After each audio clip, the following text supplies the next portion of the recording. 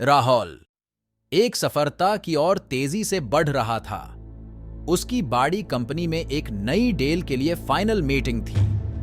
Meeting room में जब lights off हो गई, एक दबी हुई आवाज में सुनाई दी, तुम्हारे कामयाबी की कीमत तो बहुत ज्यादा है राहुल। एक अजीब सी आवाज ने कहा, क्या यूएसबी में मेरी बेटी का मुस्तकबल है? अगर तुम चाहते हो कि ये सौदा हो तो मेरे साथ ताउन करो।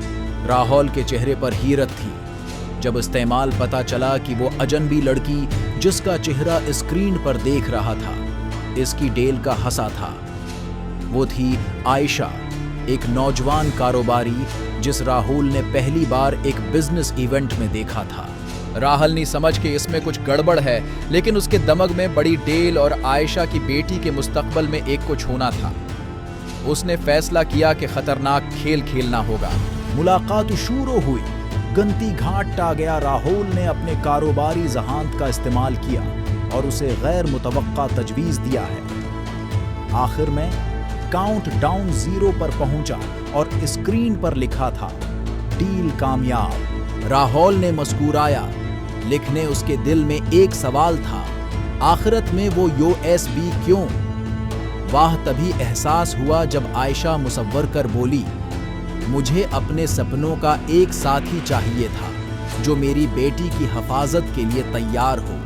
क्या सस्पेंस भरे पाल ने राहुल को एक नए रिश्ते की शर्बत दी, जैसे उसे कभी सोचा भी नहीं था। राहुल और आयशा का रिश्ता तेज से बढ़ने लगा।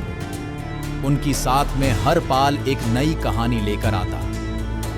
एक दिन आयशा ने राहुल से कहा, तुम्हारे साथ मेरा सफर काफी अलग है, लेकिन एक राज है जो अब तक तुम नहीं पता। आयशा ने राहुल को एक पुराने नोटबुक दिया जिसमें उसके सपनों का पूरा सफर लिखा हुआ था।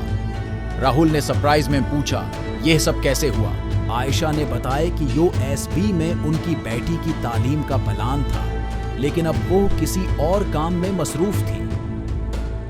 राहुल को यह जानकर हैरत हुई कि आयशा ने अपने सपनों को कुर्बान किया सिर्फ इसकी बेटी की खुशी के लिए। क्या राज ने उनका रिश्ता और भी मजबूत बनाया?